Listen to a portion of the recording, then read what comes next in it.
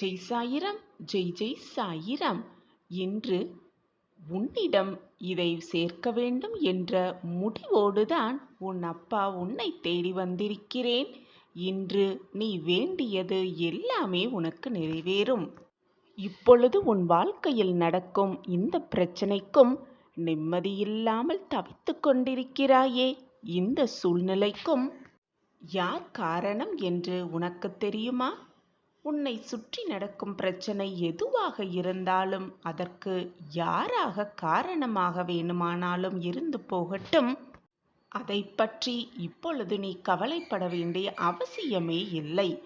ஏனென்றால் உனக்கு பிரச்சனை தருபவர்களை பார்த்து கொள்வதுதான் இந்த சாயியின் வேலை.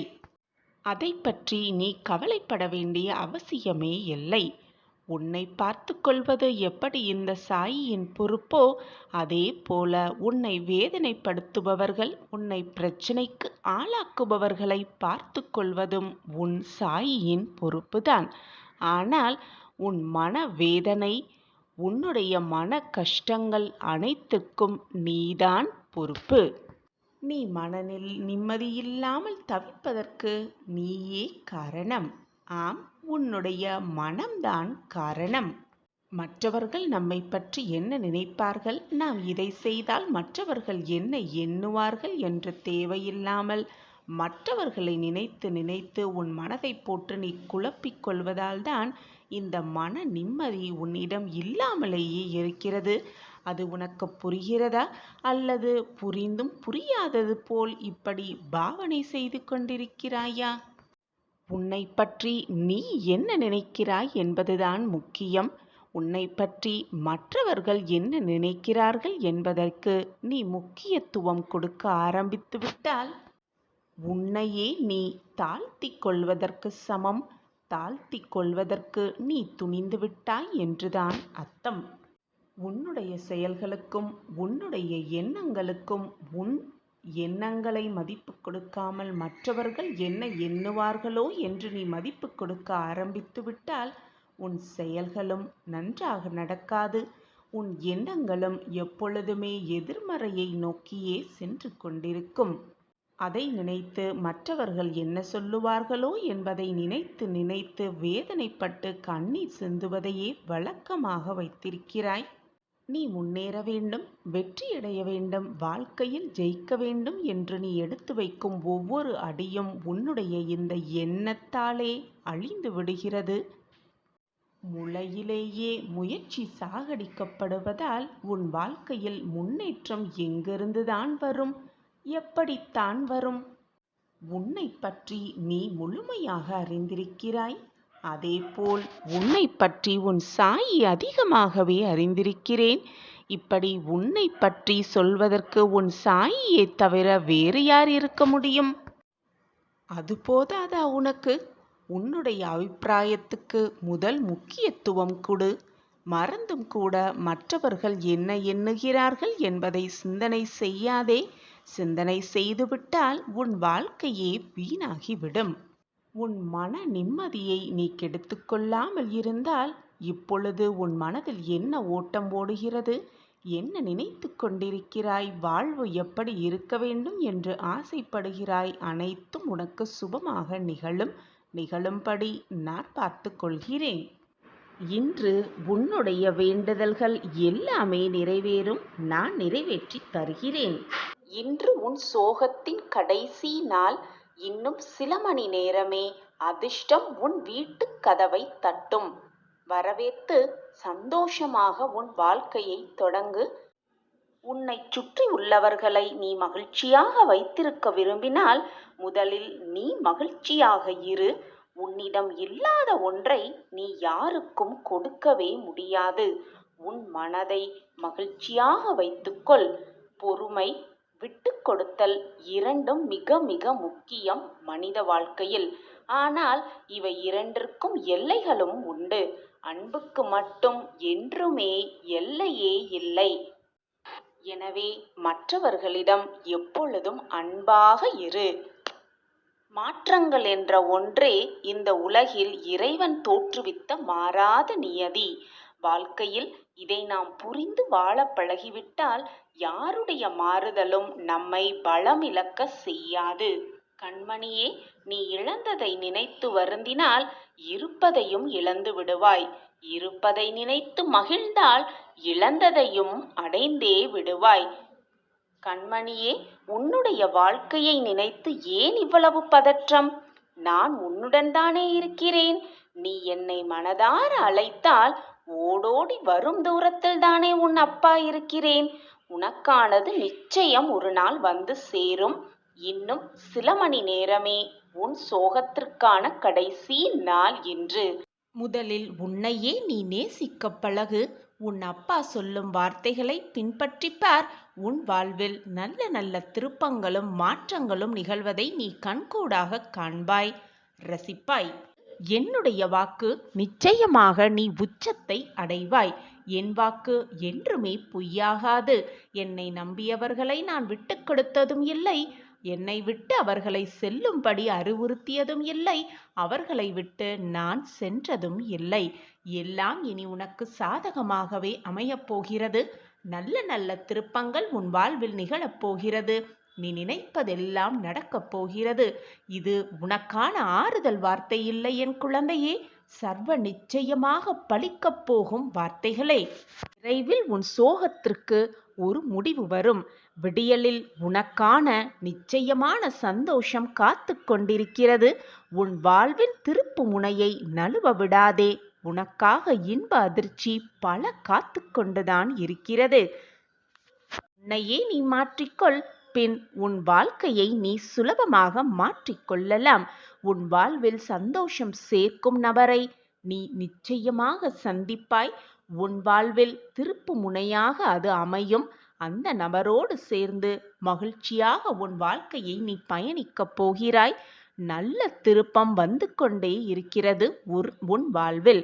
உன் தீராத பிரச்சனை நிச்சயமாக முற்றிலுமாக தீரப்போகிறது.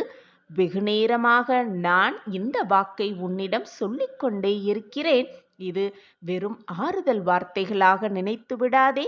சர்வ சத்தியமான வாக்கு, பலிக்கப் போகும் வாக்கு. நிச்சயமாக நீ எதிர்நோக்கிய இடத்திலிருந்து நல்ல தகவல் உன்னை வந்து சேரும். நான் அதை மாற்றியமைப்பேன் உனக்காகவே. நல்ல நல்ல வாய்ப்புகளை நான் உனக்காக உருவாக்கி இருக்கிறேன். அந்த வேலை செய்து கொண்டுதான் இருக்கிறேன். எல்லாம் உனக்கு காலதாமதம் ஆவது போல தெரிந்தாலும் அனைத்தும் உனக்கு நல்ல விதமாகவே முடியும் நேரம் வந்துவிட்டது. அந்த நல்ல நேரம் வந்தவுடன் நீ உன் சாயப்பாவின் அற்புதத்தை உணர்ந்து கொள்வாய். கூடிய விரைவில் உன் சாயப்பாவின் அற்புதத்தை உணர்ந்து கொள்ளும் நேரமும் உனக்காக வரும்.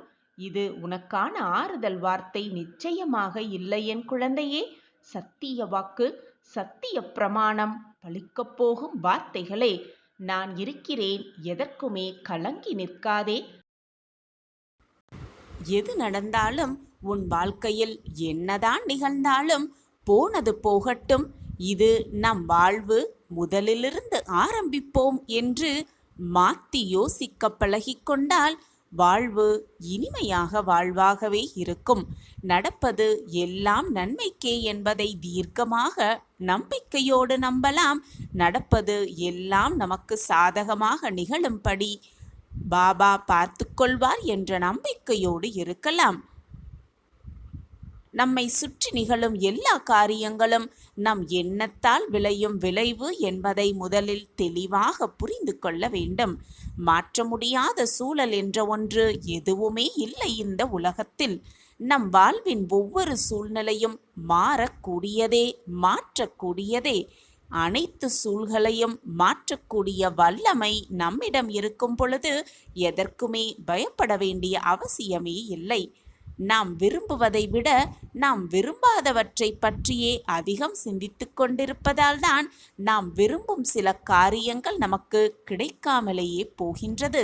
எனவே நாம் விரும்புவதை விட விரும்பாதவற்றை பற்றியே அதிகம் சிந்திக்க வேண்டிய அவசியமே இல்லை. நமக்கு என்ன கிடைக்க வேண்டும், என்ன நம் வாழ்வில் நடக்க வேண்டும், எது நம் வாழ்வில் நிகழ வேண்டும் என்பது அந்த இறைவனுக்கு தெரியும். நம் வாழ்க்கையை கொடுத்த இறைவனுக்கு அந்த வாழ்க்கையை எப்படி வாழ வேண்டும் என்று சொல்லிக் கொடுக்க தெரியாதா என்ன? எனவே நம்பிக்கையோடு இருக்கலாம். நம் வாழ்க்கையில் நடப்பதற்கு அனைத்திற்கும் அந்த இறைவனை சாட்சி. நம் எண்ணங்களே நம் செயல்களில் ஆகின்றன என்பதுதான் உண்மை. எண்ணும் எண்ணங்களில் கவனமாக இருந்தால் நம் எண்ணங்களே நமது செயல்களாக, நல்ல செயல்களாக மாறிவிடும். நம் ஒட்டுமொத்த சக்தியும் நம் எண்ணங்களில் பொதிந்திருக்கின்றது என்பதுதான் உண்மை. எனவே விழித்து கொள்ளலாம். நமக்கு எது வேண்டுமோ அதை பற்றி மட்டுமே சிந்தனை செய்யலாம். நம் ஒட்டுமொத்த சக்தியும் நம் எண்ணங்களில் பதிய வைக்கலாம். நமக்கு எது வேண்டுமோ அதை மனதார பெற்றுக்கொள்ளலாம். சந்தோஷமாகவே ஏற்றுக்கொண்டு நிம்மதியாக வாழலாம். எது நடந்தாலும் போனது போகட்டும், வருவது வரட்டும், நடப்பது நடக்கட்டும் என்று இருந்துவிட்டு போகலாம். நாம் நினைப்பது போல் எல்லாம் நமக்கு சுகமாகவே நடக்கும். நமக்கு வேண்டாதவற்றை பற்றி நாம் திரும்ப திரும்ப பேசிக்கொண்டே இருந்தால் நமக்கு எது வேண்டாமோ அதுவே நம்மை எப்பொழுதும் சூழ்ந்தே இருக்கும். எனவே வேண்டாதவரை பற்றி மீண்டும் மீண்டும் பேசிக்கொண்டே இருக்க வேண்டாம். எது வேண்டுமோ அதை பற்றி மட்டுமே சிந்தனை செய்து கொண்டிருக்கலாம். நம்மை சுற்றி அது எப்பொழுதும் இருந்து கொண்டே இருக்கும்படி பார்த்து கொள்ளலாம். நம் வாழ்வின் நிகழ்வுகள் எல்லாவற்றையும் நம்மை நோக்கி ஈர்ப்பது நாம் தான். நம் மனதில் நாம் தக்க வைத்திருக்கும் காட்சிகள் வழியாக அவைகள் நம்மை நோக்கி ஈர்க்கப்படுகின்றன. எனவே நம் வாழ்வின் நிகழ்வுகள் அனைத்தையும் நம்மை நோக்கி ஈர்ப்பது நாம் தான் என்ற உண்மையை புரிந்து கொண்டு வாழலாம். நல்லவற்றை மட்டுமே நினைத்து கொண்டிருப்போம். நல்ல நிகழ்வுகள் எல்லாம் நம் வசம் ஆகும்படி செய்து கொள்ளலாம். ஒன்றை நன்றாக புரிந்து கொள்ளலாம். நம் உணர்வு காந்தமாக கற்பனை செய்து கொள்ள வேண்டும். நம் உணர்வு எதை சார்ந்து இருக்கின்றதோ அதையே நாம் நம்மை நோக்கி ஈர்ப்போம் என்பதை முழுவதுமாக தெரிந்து கொள்ளலாம். நடப்பதை பற்றி மட்டுமே சிந்தனை செய்து கொண்டிருந்தால், எது நடக்க வேண்டும் என்பதை பற்றி மட்டுமே சிந்தனை செய்து கொண்டிருந்தால் நடப்பது எல்லாம் நன்மையாகவே இருக்கும், நிரந்தர நன்மையாகவே இருக்கும். மனக்கண்ணால் நாம் பார்ப்பது நம் கைக்கு நிச்சயமாக அது கிடைக்கும். கிடைக்குமா என்ற எண்ணமே அது கிடைக்காமல் போவதற்கு வழிவகுக்கும். எனவே கிடைக்கும் என்று நம்பலாம், நடக்கும் என்று நம்பலாம், நிறைவேறும் என்று நம்பலாம். நிச்சயமாக நினைப்பது எல்லாமே சாதகமாகவே நிகழும். ஒரே எண்ணத்தை நாம் மீண்டும் மீண்டும் சிந்தித்தால் அந்த எண்ணமே நம் வாழ்வாகவே மாறிவிடும். இதுதான் வாழ்க்கை.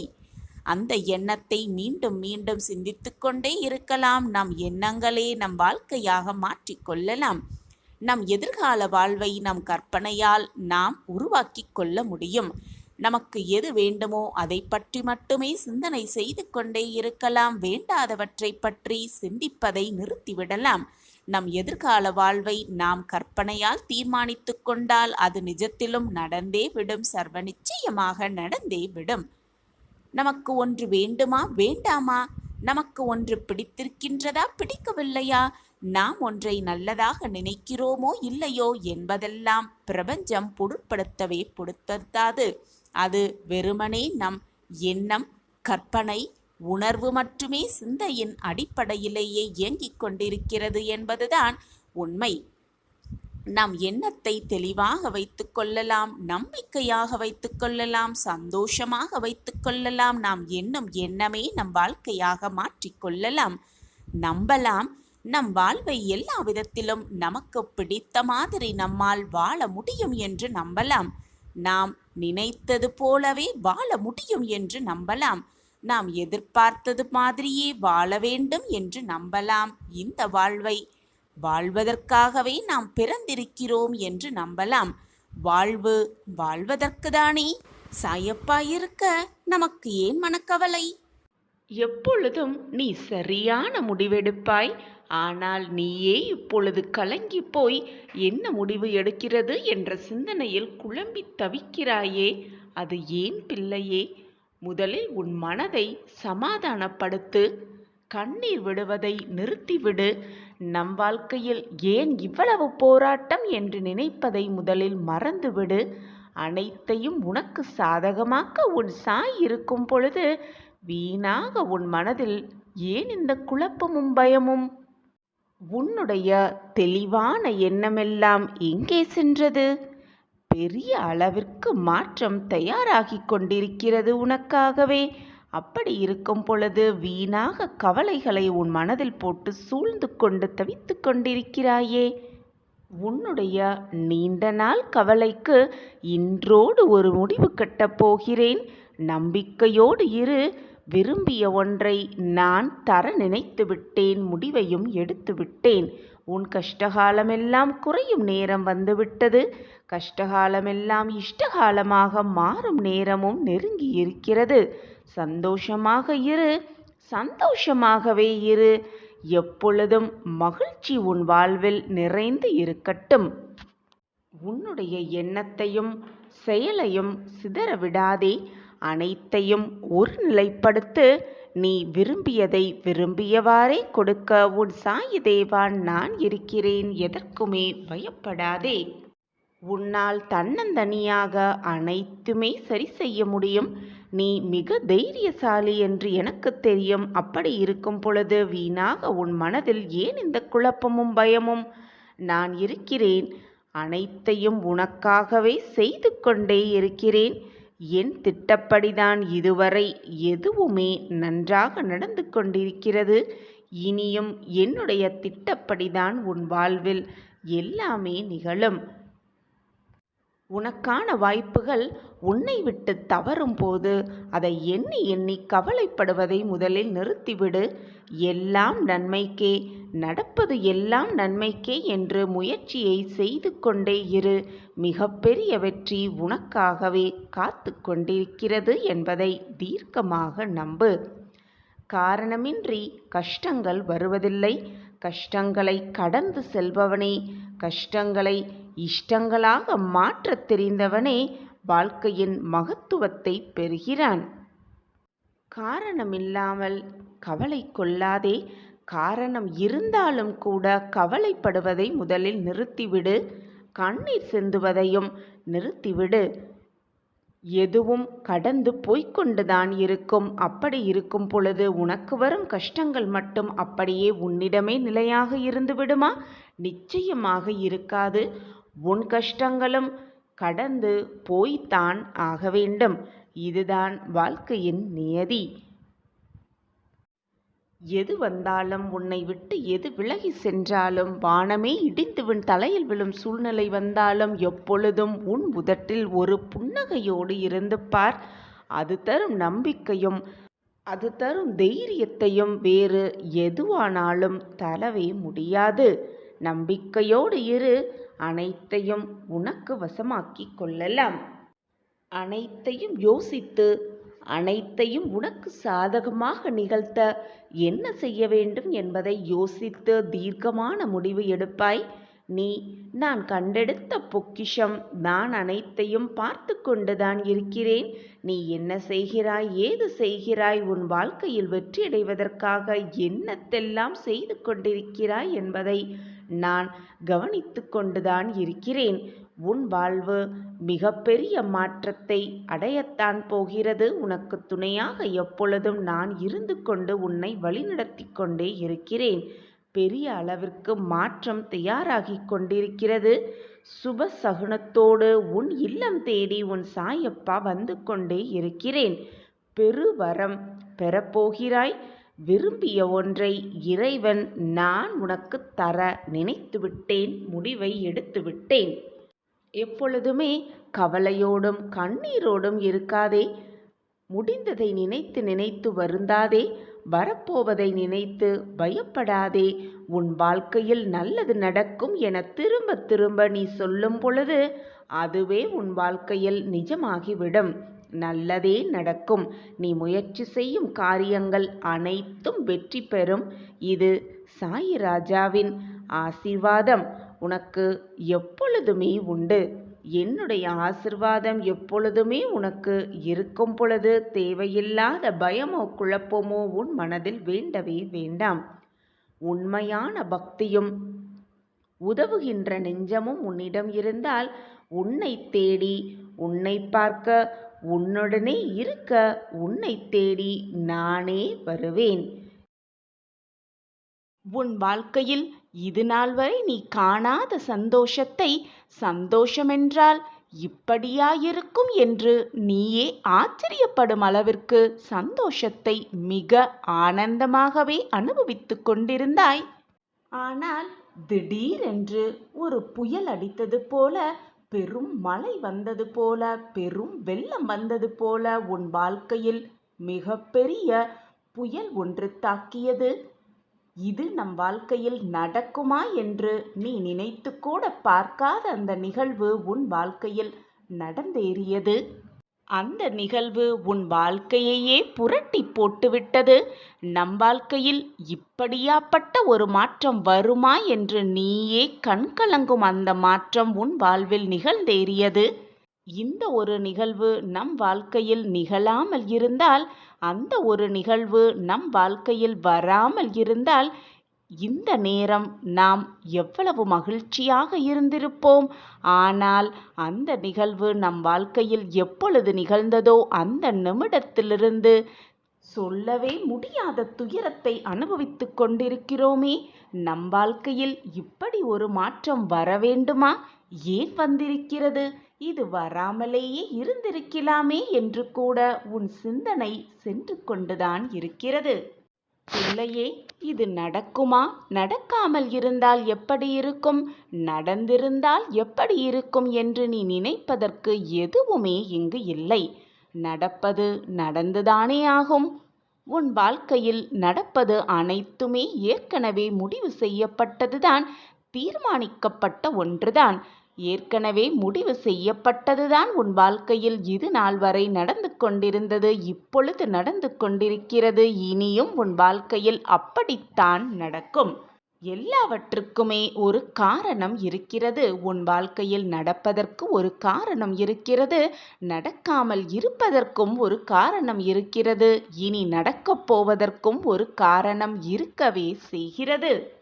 நடப்பது எதற்குமே நீ காரணகர்த்தா ஆகிவிடவும் முடியாது, எதற்குமே நீ பொறுப்பாளியாகவும் ஆகிவிட முடியாது. ஏனென்றால் நடப்பது அனைத்தும் என்னுடைய பார்வையில்தான் நடந்து கொண்டிருக்கிறது. நடந்ததை மாற்றவும் முடியாது, நடந்து கொண்டிருப்பதையும் மாற்ற முடியாது, இனி நகரவிருப்பதையும் உன்னால் எதையுமே செய்து மாற்றவே முடியாது. ஏற்கனவே முடிவு செய்யப்பட்டதுதான் நடந்து கொண்டிருக்கிறது என்பதுதான் உண்மையிலும் உண்மை. என் அன்பு பிள்ளையே, நடக்குமா என்று நீ நினைத்தது நடக்குமா என்பது உனக்கு இப்பொழுது தெரியாது. ஆனால் நடக்கும் போதுதான் உனக்கு தெரியும். ஏன் அது அப்பொழுது நிகழவில்லை, இப்பொழுது ஏன் அது நிகழ்ந்து கொண்டிருக்கிறது என்பது உனக்கு அந்த நேரத்தில் தெள்ளத் தெளிவாக புரியும்படி நான் உனக்கு வழிவகை செய்வேன். இனி நடக்குமா நடக்காதா, கிடைக்குமா கிடைக்காதா, நம் வாழ்க்கையில் ஏற்றம் வருமா வராதா என்று உன் சிந்தனையை தவிக்க விட்டு கொண்டே இருக்காதே. நடக்க வேண்டியது சரியான நேரத்தில் நடக்கும், கிடைக்க வேண்டியது சரியான நேரத்தில் கிடைக்கும், உனக்கு வர வேண்டியது சரியான நேரத்தில் வந்தே தீரும். அனைத்திற்கும் சாட்சியாக உன் சாயப்பா உன்னோடு இருக்கும் வரை தேவையில்லாத பயம் உன் மனதில் எழ வேண்டிய அவசியமே இல்லை. நான் அனைத்திற்கும் சாட்சியாகவும் காரணகர்த்தாவாகவும் இருந்து கொண்டிருக்கிறேன். என்னை மீறி உன் வாழ்க்கையில் எந்த தவறும் நிகழும்படி நான் விட்டுவிடவும் மாட்டேன்.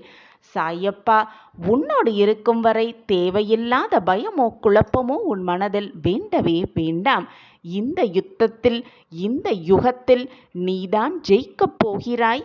நீதான் வாழ்க்கையில் பிரகாசமாக வாழப் போகிறாய். எனவே எதற்கெடுத்தாலும் சந்தேக கண்ணோடு பார்க்காதே. இது நம் வாழ்வில் நடக்கும், நடப்பது அனைத்தும் நன்மைக்கே. சாயப்பா நமக்கு கொடுப்பது அனைத்தும் நன்மையாக இருக்கும்படிதான் கொடுப்பார் என்ற தீர்க்கமான சிந்தனையை உன் மனதில் எழ வைத்துக்கொள். உனக்கான பிரம்மாஸ்திரத்தை நான் உனக்காகவே கொடுப்பேன். நீ உன் வாழ்க்கையில் வென்று காட்டுவாய், ஜெயித்து காட்டுவாய். வாழ்க்கையில் போராடி வெற்றி அடைவதற்கான அத்தனை வழிகளையும் நான் உனக்கு கொடுத்து கொண்டே இருப்பேன். சாயப்பா இருக்க உனக்கு ஏன் மனக்கவலை? ஓம் சாயிராம். ஓம் சாயிராம். சாயிராம் சாயிராம். சிவராத்திரி அன்று சிவபெருமானை மனதார நினைத்து வழிபடும் போது அந்த ஈசனின் அருளை நம்மால் முழுமையாக பெற முடியும்.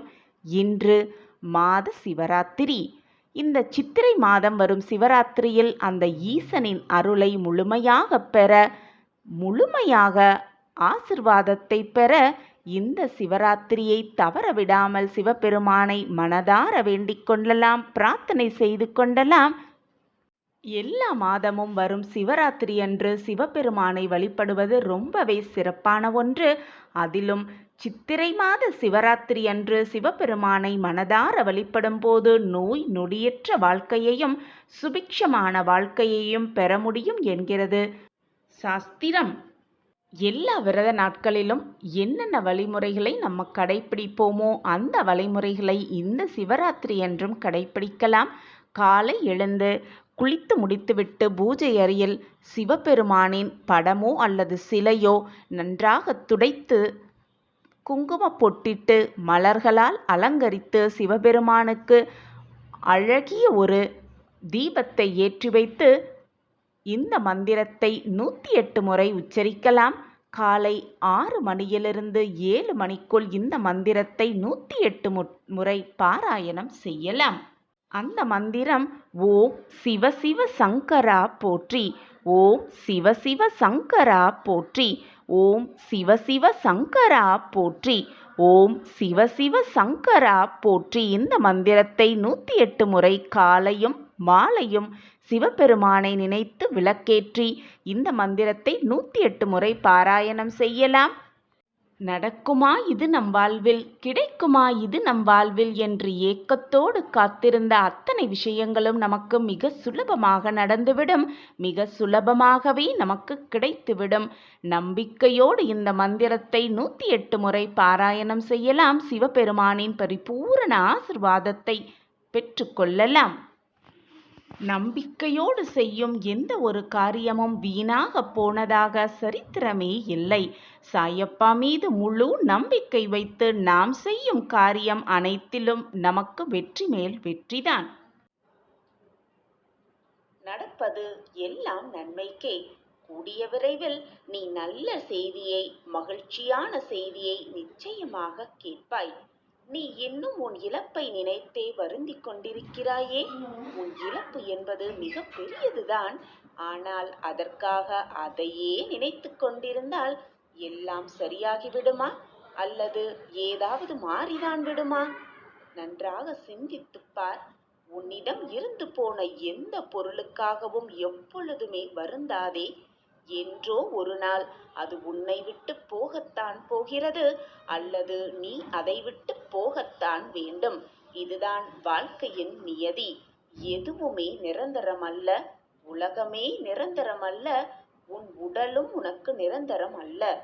ராஜாக்கள் கூலிகளாக ஆவதும் கூலிகள் ராஜாக்கள் ஆவதும் தான் உலக இயல்பு.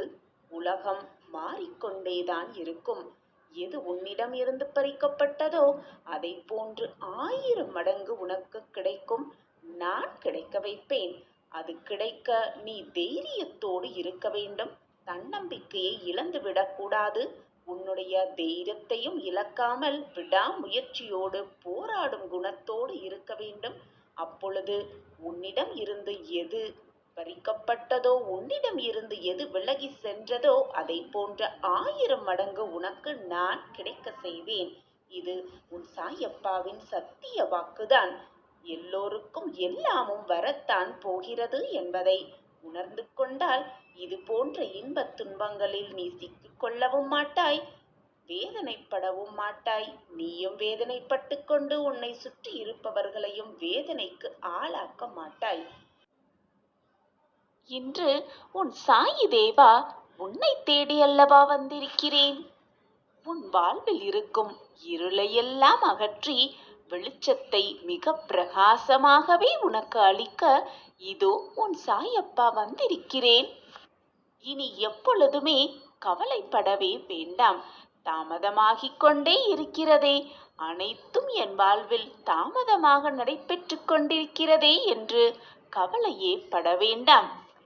உன் வாழ்வில் நடக்கும் இந்த தாமதங்கள் எல்லாம் உன் வாழ்வில் நீ நினைத்துப் பார்க்காத பல அற்புதங்களை நிகழ்த்தும் என்பது உன் சாயி தேவாவின் வாக்கு. இது வெறும் ஆறுதல் வாக்கு இல்லை பிள்ளையே, உனக்கான தெய்வ வாக்குதான்.